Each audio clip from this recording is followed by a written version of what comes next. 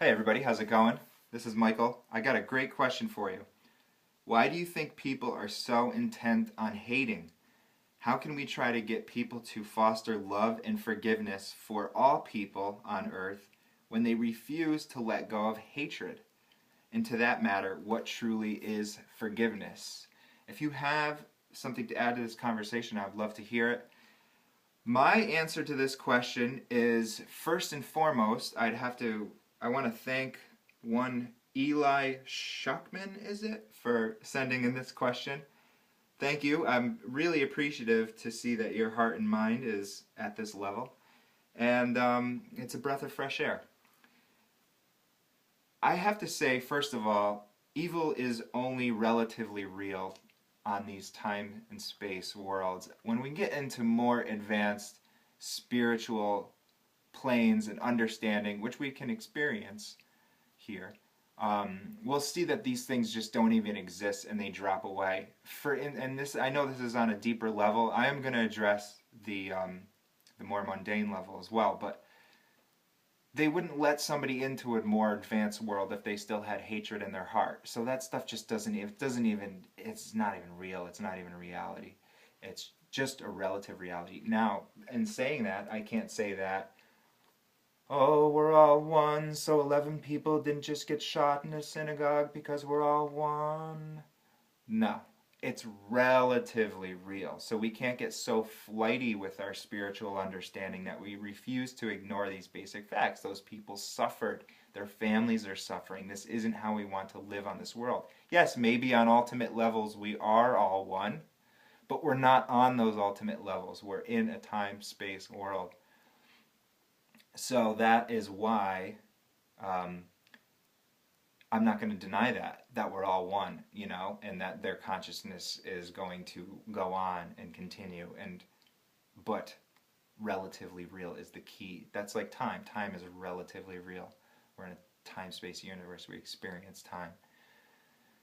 So that's how you can take those two concepts and not deny any one of them for the spiritual level and for the mundane level.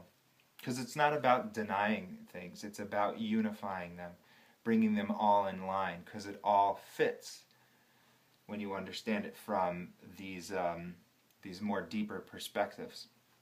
So, on this relative reality, yes, we're dealing with so much hatred. It's a backwards world, it's a rebellious world, it's a cosmic prison world. Open up the newspaper, we're still killing each other in the streets, as primitive as day number one on this planet, this animalistic behavior, tearing into people, and even worse than animal. I mean, they do it out of survival, whereas we do it out of hatred. But it's a thing that's been taught to us. It's in our ideologies that get handed down after generation that this group is incorrect, so therefore killing that group will bring us closer to God in many different religions, or the extreme versions of those religions. And I just want to say that I'm not one to knock any religion whatsoever. I think that all things have value to the degree that they bring men and women closer to divinity, and divinity closer to men and women. So if you're a Christian and you like praying to a rosary, then have at it. But remember, truth is a living thing. So I think one of the downfalls of religion was that they crystallized the truth and they set it so that it was just firmly in stone, and we have to adhere to this book that was written this many years ago. There's a seed of great truth within that book, but then it just gets enshrouded with ritual, dogma, that it isn't ready for the next progression or that living truth to be unfolded like a revelation. So take the greatness in that religion, but be ready for the unfolding. And unfortunately, in this world, they cut off to that and they said, no, we're crystallizing it. We're against you because we've been against you since the beginning of time. So that's get passed down, that ideology, and people are willing to kill for it. They hate. So education is a lot of that. And the solution to that would be to have a better educational system where we teach morality, the ethics, the philosophy of it, rather than just a bunch of facts about, science, or it's an abstract idea, concept. I think it literally needs to be like a year or more that we just teach don't kill the other person. That needs to be like, why isn't that the most important class that we go to? Don't kill that guy. And like, it should last a year as a child for no reason.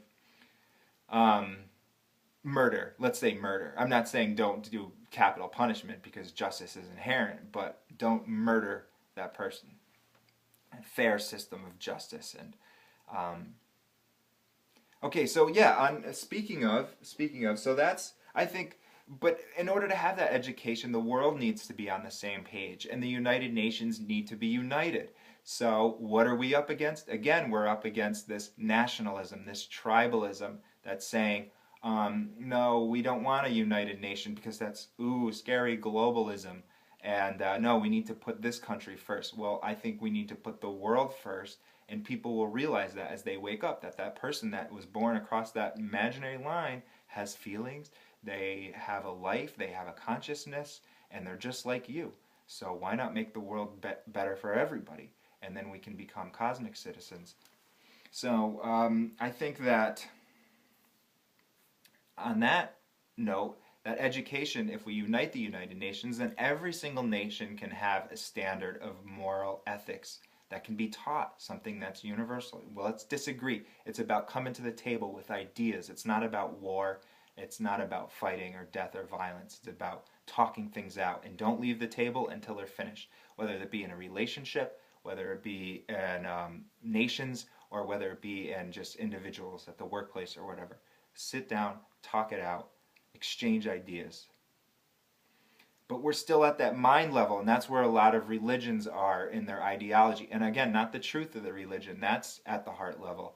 But we need to go to the heart level more, and not just at that mental mind level. We need to go to the heart. We need to go to love. And people need to do that. And it's about action. All the words have all been said. Now it's time to take action. So where's the best place to start with action? Ourselves. When we point out the flaw of the world, we need point no further than our own noses. And I decided to do that myself. And I just have to do the best that I can at this point. I looked at my life before I had a change of heart, and I said, yeah, those actions weren't great. They hurt me. They hurt others around me. And I apologize. I want people to know that.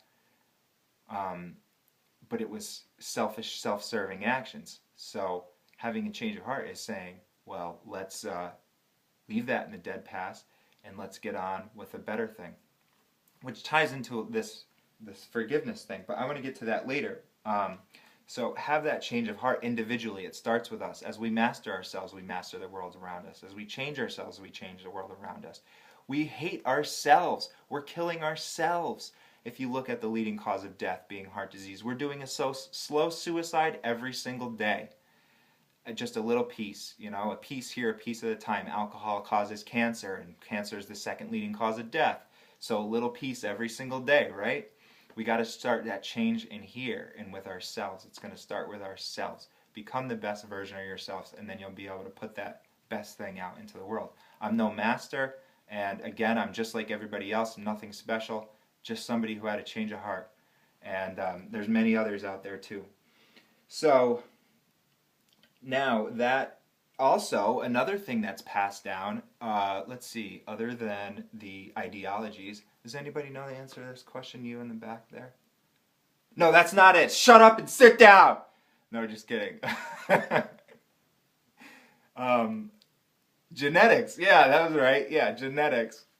There was all these studies are out there. Sociopathic gene, psychopathic gene.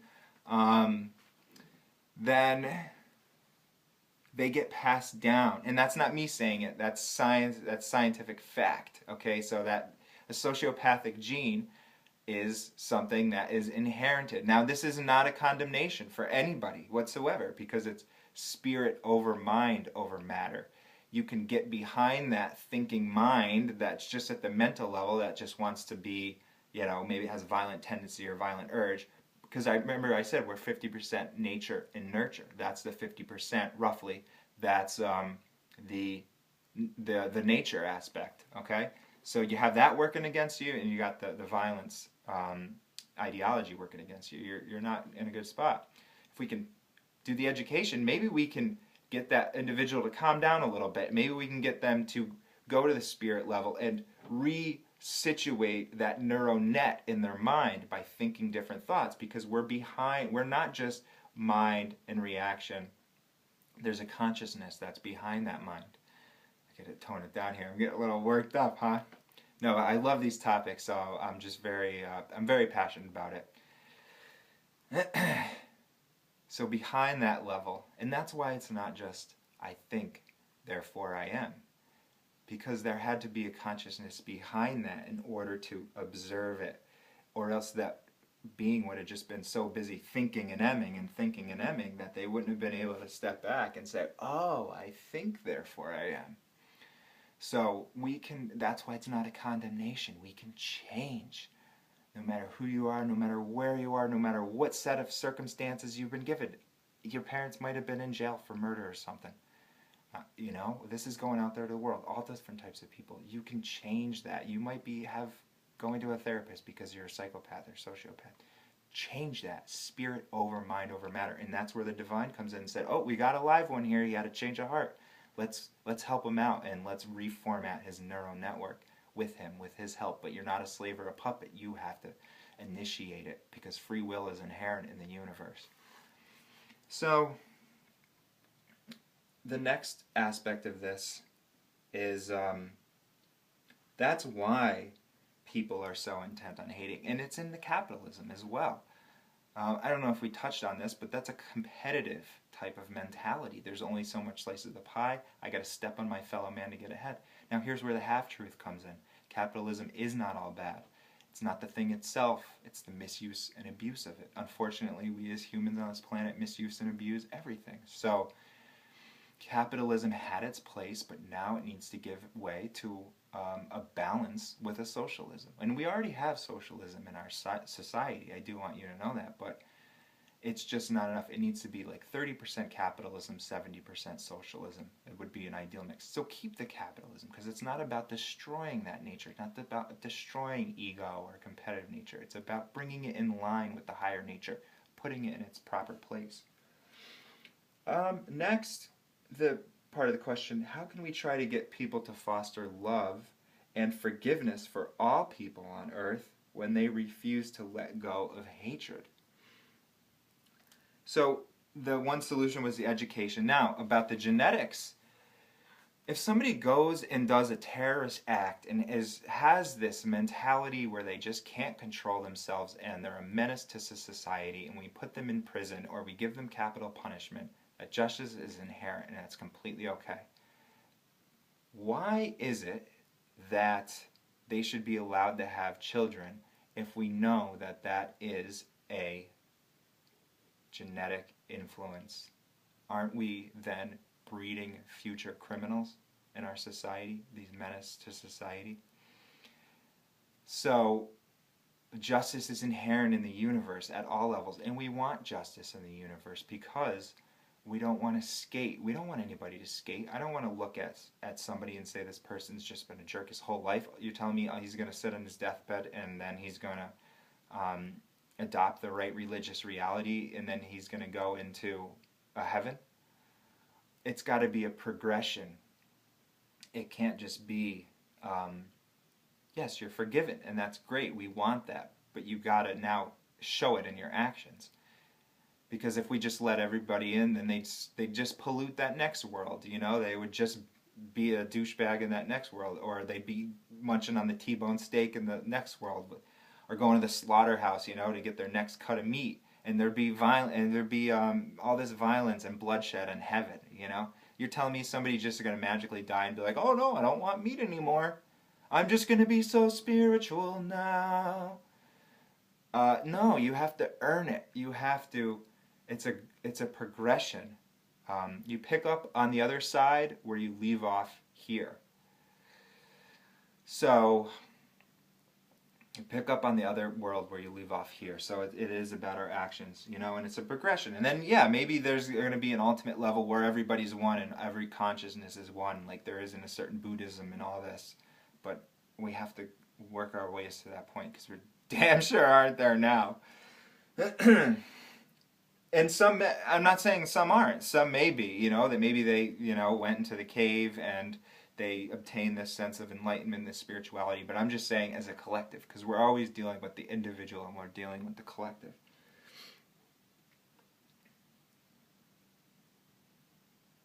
Okay, so that's a couple of different solutions to that problem. Now, and again, what can I do? Point the finger at yourself. Can I be a sage of peace and truth for the world? And can I master diet? Can I do something that rocks the scientific community, like people are showing that they can cure themselves of disease now with the raw vegan diet, whether it be cancer, whether it be MS. People are finding out that it's taking that shit out of them that is actually curing the disease. It's not a health food. We'll talk about diet at another point. So we got, and it's reversible too. So no matter where you are, and it's reversible. No matter where you are on this path of self-mastery, you can start tomorrow or today. Today is a good, live today. And it will begin to reverse itself.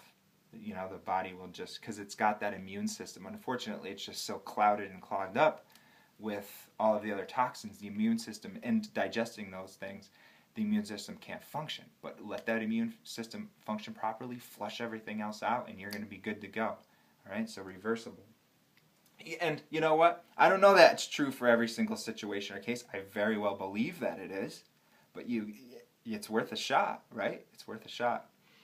And look it up too. All right, we're going off on a tangent. So anyways, I want to be able, if I can show that, if I can have longevity, if I can live to a ripe old age and still look like I'm young and youthful and vital, then people might be a little bit more inclined to listen. So that's why I need to do it myself. I'm on day 7 right here, the ideal diet, raw vegan, fruitarian. Doing good so far, thanks to your support, everybody. Helping me out. And that's how we do it. So those are a couple things. Now, here's another thing. Remember justice? So we learn our lesson one of two ways. Plan A is gentle love and guidance. We're given the sage wisdom from all of the greatest beings that have walked the earth, whether they be Siddhartha Gautama or Jesus of Nazareth or Krishna Muriati, Osho, all of the great sages, Martin Luther King, Gandhi. Peace and goodwill among men is what they said, right? These beings that brought themselves to this level. And do we have it? No. So the words have all been said about brotherly love, sisterly, and that, but we just need, it's about action now. It's not about words anymore. It's about action. So they've all said it. They've all done it and put it out there. And I forget where I was going with that. But the next part of the question, and to that matter, what truly is forgiveness? Okay. Here it is. Okay, so all those sage words have been said, but something is going to happen to the world that's going to do more for the idea of brotherly and sisterly love and communicating with each other rather than trying to step on that person to get ahead. And does anybody in the audience know what that's going to be? Anybody? Oh yeah, you got it. Climate change is going to do more for the world than any other spiritual teacher has been able to do, or any other great humanist teacher, because it's going to force us to change our selfish ways. Now, it's not going to be the end of the world. It's going to be the end of the world system of things, because we learn our lesson. Plan A was they came here and they said, be good to each other, get spiritual, go inward, and find your spirituality and be a good person and do the best that you can, that sort of thing. They all said it. That was plan A, gentle love and guidance. But then what's plan B? Always trial and tribulation. The hammer falls. The seed of evil. That goes back to the other question. The seed of destruction is inherent in every evil. So it's going to change. It's going to right itself naturally. Because once something becomes 51%, it self-destructs. 51% evil. Like, for instance, if somebody's thinking about killing somebody and it's brewing in their head and, it gets up to like 50% and then all of a sudden it hits 51 and then they go out and shoot, then they go to jail. Or if somebody is an addict and that's evil action, not that the person's evil, they're just performing this evil action, or that they're potentially not evil. That's what I mean, they're potentially not evil. They get to this level where it downfalls and it self-destructs, right? So you give them that plan A. Don't touch the hot stove there, young one. You're going to burn your hand. Child, Plan B, trial and tribulation. I was a Plan B guy. I went through the trials and tribulations myself, so trying to avoid them now. And it's feeling good. I'm feeling good. So that's the corrective measure, and it's coming down the pipeline.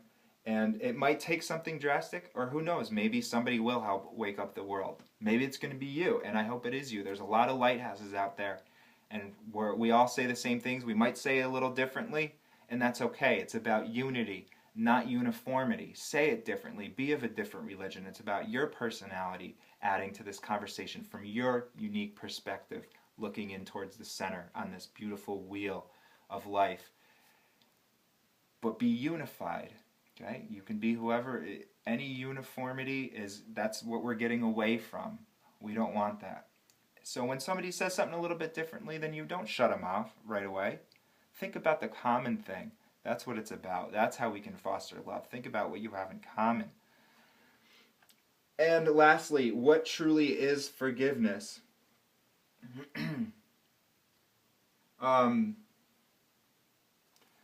I think that what truly is forgiveness, I don't think you can understand it until you forgive somebody else.